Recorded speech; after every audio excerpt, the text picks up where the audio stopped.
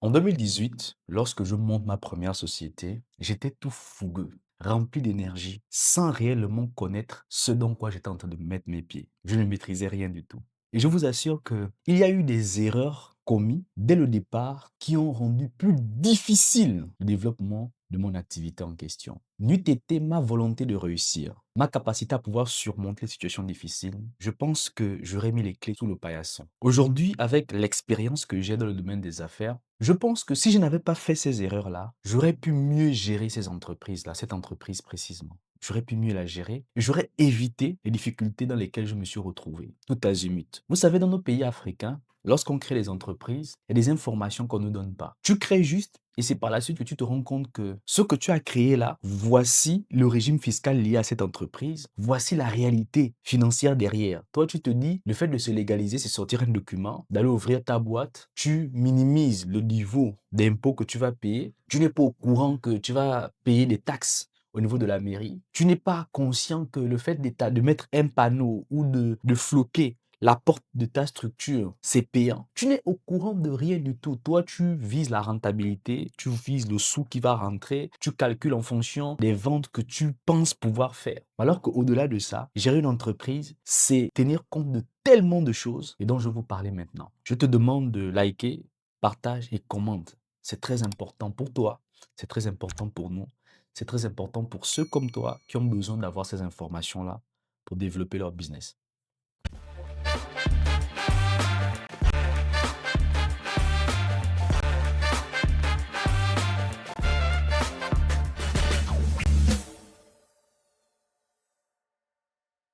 En prélude, lorsque tu veux créer une entreprise, tu dois faire attention au côté légal et réglementaire. C'est la première chose. Au-delà d'avoir ton idée, ton énergie, ta volonté, la connaissance de ton produit. Mais quand tu rentres dans le game, le premier entrée que tu fais là, c'est l'aspect légal et réglementaire. Tu rentres dans un pays. Quelle est la documentation nécessaire pour créer la société là? C'est très important.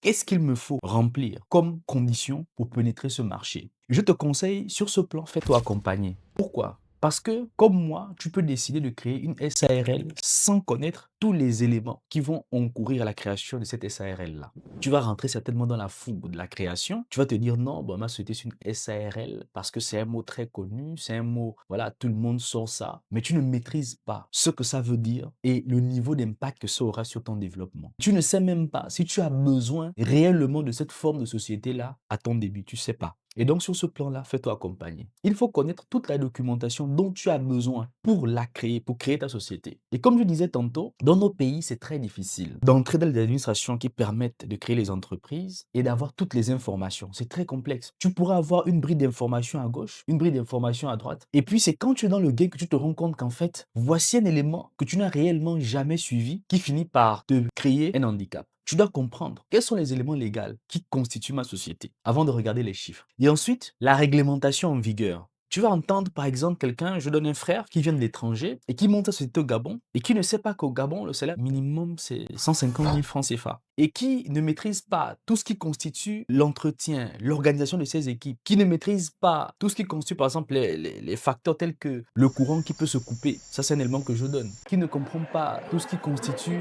les mairies, donc les taxes qu'il va devoir payer. Donc il s'engage sur un marché sans comprendre les éléments légaux et réglementaires liés à l'activité qu'il veut créer. À partir de là, lorsque tu ne maîtrises pas ça, tu as déjà tout faussé dès le départ. Parce que ce qui va le plus te mettre à mal, c'est ces éléments-là. Parce qu'il faut comprendre qu'il existe des activités dans des pays qui peuvent être accompagnées par l'État. Il faut comprendre la politique du pays. Quelles sont les activités actuelles que l'État favorise, sur lesquelles je peux peut-être me positionner pour avoir, on va dire, des avantages liés à cette activité-là. Ou encore comprendre quel est le format que je peux prendre pour réduire mes charges fiscales. C'est extrêmement important. Parce que beaucoup de gens s'engagent sans connaître ça. C'est peut-être après, il est rentré dans l'agroalimentaire, ne sachant pas que dans le pays dans lequel il y a ce facteur où l'État accompagne des entreprises qui sont formalisées sous forme de coopératives. Et ces coopératives-là sont accompagnées d'une certaine façon. Et lui, il ne fait pas ça. Il n'est pas au courant. Donc, il crée sa société sans tenir compte de ces éléments-là. C'est pourquoi je précise que l'aspect légal et réglementaire lié à la création de ton activité, elle est extrêmement importante. Si tu ne veux pas te casser la figure dès le départ, Si tu ne maîtrises pas la réglementation liée à ton activité, parce que aujourd'hui, par exemple, je vous donne un exemple simple, je suis au Gabon présentement et on vous dit les sachets ne sont plus disponibles, sachets plastiques, parce que au niveau du ministère de l'Environnement, l'État a décidé que cette activité-là, les sachets, on veut plus entendre parler. Donc, toi, tu viens avec une société qui va faire les sachets. Tu vois bien que ton manque de connaissance de l'aspect légal et réglementaire ou de la politique du pays fait en sorte que tu montes un business avec peut-être toute l'infrastructure nécessaire, tous les éléments qui sont importants, parce que là, tu seras même capable d'aller au niveau de l'NPI au Gabon, par tous ceux qui s'occupent de la réglementation de la création d'entreprises au Gabon, ou même dans le pays dans lequel tu es. Tu ne vas pas tenir compte de ce paramètre-là. Tu vas simplement aller créer, tu vas acheter les machines, et puis tu te rends compte qu'en fait, l'activité que tu veux créer là, elle est interdite ici. Mais c'est trop tard. Tu as mis du matériel dans quelque chose dont tu n'as pas tenu compte de tout ce qui est aspect légal et réglementaire. Tu ne t'es pas appuyé sur la politique du pays. Donc tu ne sais même pas ce dans quoi tu t'engages. Tu as simplement vu un marché, tu as estimé que le marché était demandeur et tu t'es engagé dans le marché sans pour autant maîtriser ces paramètres. Je vous dis, c'est extrêmement important parce que vous faites souvent les calculs et pas juste vous. On le fait tous. On fait souvent les calculs liés aux chiffres. Oh non, là-bas,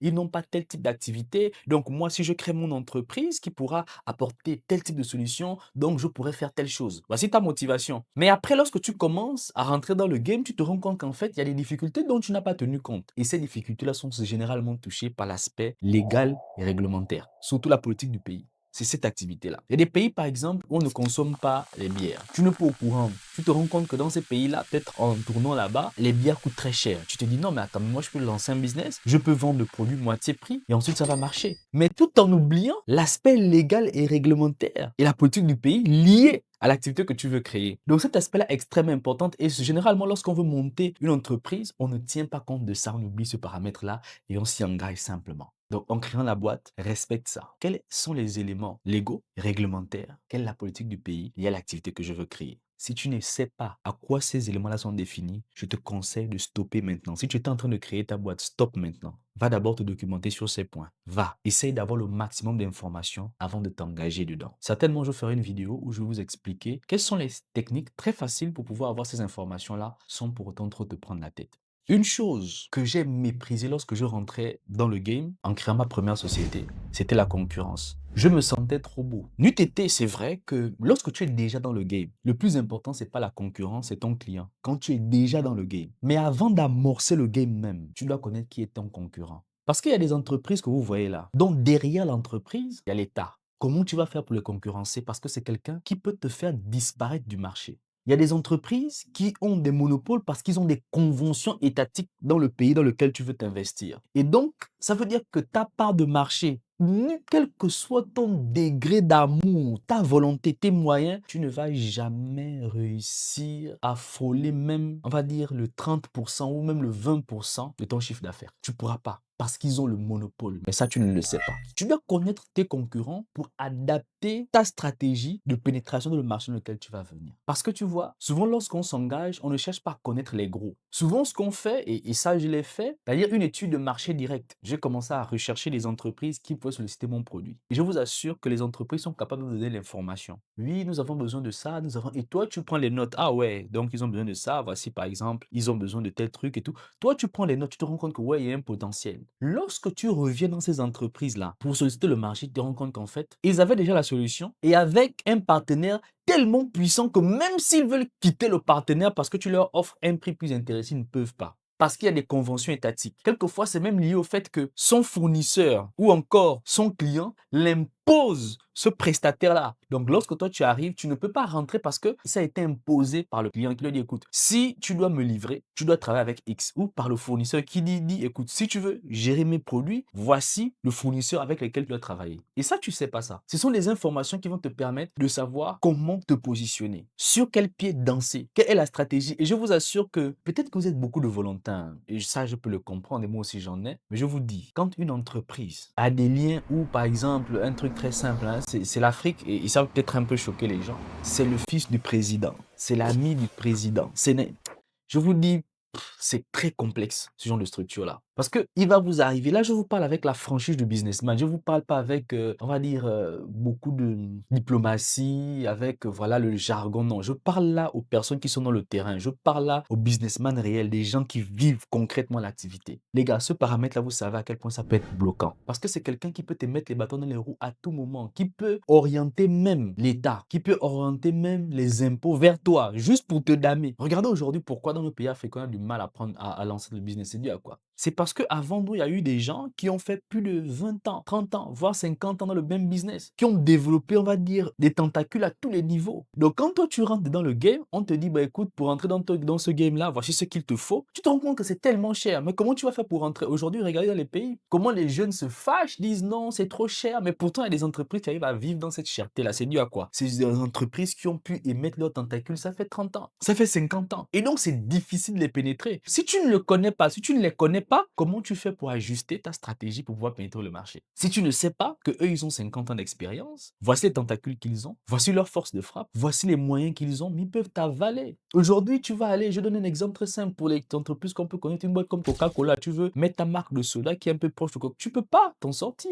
C'est-à-dire que les gars, ils sont capables de payer même l'avocat, c'est-à-dire des avocats que ton avocat même, c'est-à-dire que si vous êtes en contentieux, ils t'avalent avec ton problème. Et puis ça chauffe pas. Aujourd'hui, je pense au niveau du Gabon, il y a eu ce souci, un Gabonais qui allait créer une entreprise au Sénégal, et ça a chauffé dans les réseaux, je pense que tout le monde connaît un peu l'histoire. Mais c'est des paramètres comme ça dont on ne tient pas compte, parce qu'après, tu vois, on se rend dans le game, on ne connaît pas qui est nos concurrents, on ne connaît pas les stratégies, comment les gens se sont développés. On a juste vu qu'on pouvait monter un business et que derrière, il y avait un besoin du marché. Mais avant d'intégrer le marché, là, est-ce que tu as tenu compte de ceux qui sont là avant toi? Qu'est-ce qu'ils font déjà? Quelles sont leurs forces? Qu'est-ce que tu sais d'eux? Et je vous dis, c'est un élément extrêmement important. Tu sais, plus tu connais, je ne vais pas dire ennemi parce que moi, je ne considère pas le concurrent comme un ennemi. Lorsque tu vois un concurrent, c'est quelqu'un qui a déjà fait un chemin, surtout lorsque tu veux venir sur un marché. Et tu vas te poser la question, pourquoi il ne fait pas le prix que toi tu veux faire? Pourquoi il a un prix, par exemple, plus élevé? Qu'est-ce qui fait en sorte qu'il soit là? Pourquoi il prend tel type de machine et pas tel type? Pourquoi dans ces équipes, il y a tel nombre de personnes, pourquoi pas tel nombre? En fait, ne te mets pas dans une posture où tu estimes que tu es le plus intelligent. Non. Viens pour apprendre. Viens d'abord pour comprendre le game. Et il n'y a rien d'autre qu'un concurrent déjà établi qui t'ouvre mieux les yeux. C'est pourquoi lorsque les gens me disent, oh non, dans telle activité, il y a trop de concurrents, il y a trop de gens. Je dis, mais c'est justement ceux qui te donnent un certain baromètre du marché et qui te facilitent la pénétration parce que s'il y a des gens, c'est qu'il y a déjà un gain à se faire. S'il y a des gens, c'est que les gars là, ils ont déjà préparé un certain terrain sur lequel tu peux t'appuyer. S'il y a des gens, c'est qu'ils ont déjà vécu certaines expériences concrètes qui peuvent te permettre, qui peuvent te servir d'appui pour pouvoir grow up. Mais donc, tu dois les connaître. Tu ne peux pas venir comme ça, tu ne connais rien. Tu es peut-être un jeune dans un pays étranger qui s'est rendu compte qu'il y a tel produit qui marche dans le pays dans lequel il est. Et tu dis, bon, je vais aller dans mon pays et je vais faire la même chose. Sans pour autant tenir compte de la concurrence là-bas. Pourquoi ils ne font pas ce que je veux faire là? Qu'est-ce qui fait en sorte qu'ils ne le font pas? Beaucoup se sont cassés la figure dans le pays avec de très très bonnes idées, avec un bon financement, avec la volonté, ils n'ont pas tenu 5 ans. Parce qu'en venant sur le marché, ils se sont rendus compte que les marchés les plus prometteurs qu'ils pouvaient avoir, ils n'ont pas pu les avoir parce que les concurrents avaient déjà tout soudé. Et c'était pas possible. Il vient avec une idée sans, il ne se rend pas compte qu'en fait, le niveau, peut-être, je donne un exemple de corruption, c'est très très très élevé. Le truc, il ne peut pas pénétrer, c'est compliqué. Mais toi, tu viens juste avec ton produit et ton service, sans pour autant comprendre comment fonctionnent les autres avant toi. Même si tu veux innover, même si tu veux mieux faire, comprendre d'abord comment eux ils fonctionnent. Donc c'est très important. Sinon tu te casses la figure. Parce que vous savez, me concernant par exemple, je me suis rendu compte que le service que je vendais avec ma première société était un produit dans une société. C'était pas un service complet. Eux, c'était un produit, ils avaient d'autres produits en interne. Mais moi je suis venu, je m'étais focalisé sur ma société répondait juste à un seul besoin. Si j'avais pris le temps de comprendre le marché, de comprendre mon concurrent, j'aurais compris pourquoi il n'est pas seulement dans telle chose. Je me serais mieux organisé dans ma stratégie de telle sorte que je sois capable d'attaquer un peu tout le monde, de me mettre, de chercher d'autres produits en interne. Mais je ne l'ai pas fait parce que je ne savais pas qui étaient mes concurrents. J'avais le nom de un ou deux, mais j'ai vraiment négligé cet aspect-là sans vraiment rentrer en profondeur pour savoir le niveau de fonctionnement. Je me suis même appuyé sur des gens, on va dire des frustrés, qui ont travaillé dans une structure avec laquelle, bon, je ne la connaissais pas, mais j'ai étudié le marché. y a des anciens collaborateurs qui travaillent là-bas qui m'ont donné que des informations négatives. Et moi, j'ai pris ça comme appui en me disant, ah, ah, donc eux, c'est comme ça qu'ils traitent les gens, donc ils font souffrir les gens, donc voilà. Mais quelques temps après, je me rends compte que les mêmes personnes qui m'ont dit ça sont toujours dans ces boîtes-là. Et je me rends compte que moi qui ai voulu faire des choses autrement en m'appuyant sur eux, je me retrouve en train de faire les choses comme eux. Parce que le game a quelque chose que tu ne peux pas comprendre. Il faut savoir que lorsque tu vis en tant qu'employé dans une boîte et en tant que manager d'une boîte, le positionnement est différent et la vision est totalement différente. Donc, si tu t'appuies sur des éléments d'un employé en création, moi, je ne parle pas en développement, on développe pas sur autre chose. Quand vous êtes en train de développer une boîte en interne, l'information que te sortent tes collaborateurs est extrêmement importante parce que vous êtes dans le game. Et tu as besoin de ces informations-là pour intégrer ça dans le process d'amélioration. C'est différent.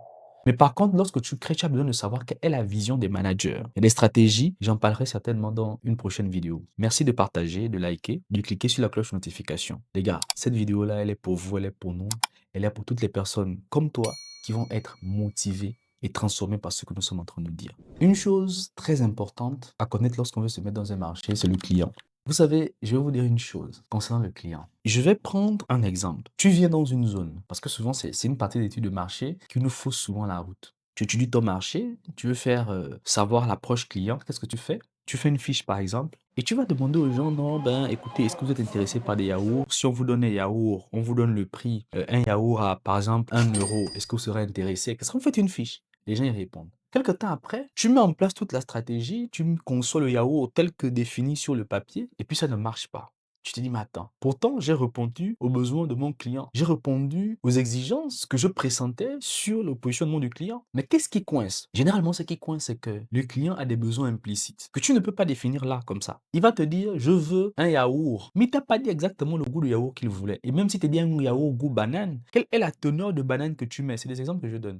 Teneur de banane que tu mets, c'est de combien? Tu sais pas. Il va te dire, il veut un yaourt assez visqueux. Jusqu'où? Cette viscosité-là, comment tu la mesures? Tu sais pas. Et donc, ce paramètre client-là fait en sorte que quelquefois, tu vas te dire, parce que tu as commencé à faire ton petit restaurant de maison, les gens de ton quartier ont commencé à consommer ton produit, tu te dis, oui, je vais me formaliser pour créer ma société, j'ai créé mon restaurant et tu te rends compte que quelques temps après, les mêmes personnes qui disaient, oh non, tu prépares trop bien, viennent plus payer ta propre nourriture. Tu ne connaissais pas ton client. Tu t'es appuyé sur un paramètre, on va dire, à géométrie variable. Un élément sur lequel on ne s'appuie pas réellement. C'est-à-dire que tu n'as pas pris le temps de connaître ton client, de savoir où il est, qu'est-ce qu'il consomme, quelle est l'approche que je peux faire? Est-ce que je ne peux pas mettre un produit test, par exemple? Est-ce que je ne peux pas commencer à faire en sorte qu'il consomme mon produit? Est-ce que je ne peux pas l'emmener à goûter, à toucher mon produit facilement? Moi, j'ai vu ça dans un pays où les gens offraient les gens les bouteilles d'eau gratuitement. C'est-à-dire que tu passes comme ça, tu t'arrêtes dans un feu tricolore et puis les gens te donnent des bouteilles d'eau dans la voiture. Tu dis, mais oh merci, tu penses que c'est un don? Non. La personne est en train de parler avec toi déjà parce que c'est toi son client. Il fait l'approche directe. L'information sur ton client est une information extrêmement importante. Tu dois savoir qui il est, où il est, comment il consomme, qu'est-ce qu'il veut consommer. Et pour le plus facile, c'est copier ce qui se fait déjà. Même si tu as l'intention d'innover, copie d'abord. Parce qu'on innove lorsqu'on a beaucoup d'argent. On innove tout de suite lorsqu'on a beaucoup d'argent. Mais quand on n'en a pas beaucoup, copie ce qu'il y a et ensuite améliore avec l'information que le client te donne. Parce que je vous assure que c'est beau lorsque tu as des gens qui t'encouragent au début. Mais est-ce qu'ils seront toujours là pour payer ton produit? Est-ce que parce qu'ils payent, ça veut dire que ton marché est propice pour toi? Est-ce qu'il existe réellement un marché pour toi? C'est une information extrêmement importante. Au-delà du produit que tu veux vendre, est-ce qu'il existe un marché? C'est pourquoi tu dois t'intéresser au client à qui tu veux vendre ton produit. Et quand je te parle de t'intéresser à lui, c'est vraiment rentrer dans le détail. Sois même prêt à perdre de l'argent pour connaître qui est ton client. Parce que si tu ne perds pas de l'argent maintenant, tu risques de perdre ton entreprise demain. En vous donnant ces informations-là, ça vous permet, quand vous connaissez tout ce qui est aspect légal et réglementaire et la politique du pays, lorsque vous connaissez vos concurrents, lorsque tu connais tes clients, tu peux mieux structurer ton projet en interne, savoir ce dont tu as besoin tout de suite, savoir qui tu dois recruter, avec qui tu peux travailler, comment tu peux travailler. Lorsque tu as tous ces éléments-là, ça te permet de façon intrinsèque de mettre la stratégie et de mettre tous les rudiments de base pour lancer ton projet. Si tu n'as pas ces éléments-là, arrête-toi. Commence par ça. Et quand tu maîtrises ça, je te promets, ton entreprise ira de mieux en mieux. C'était Niris Vemo, ton coach.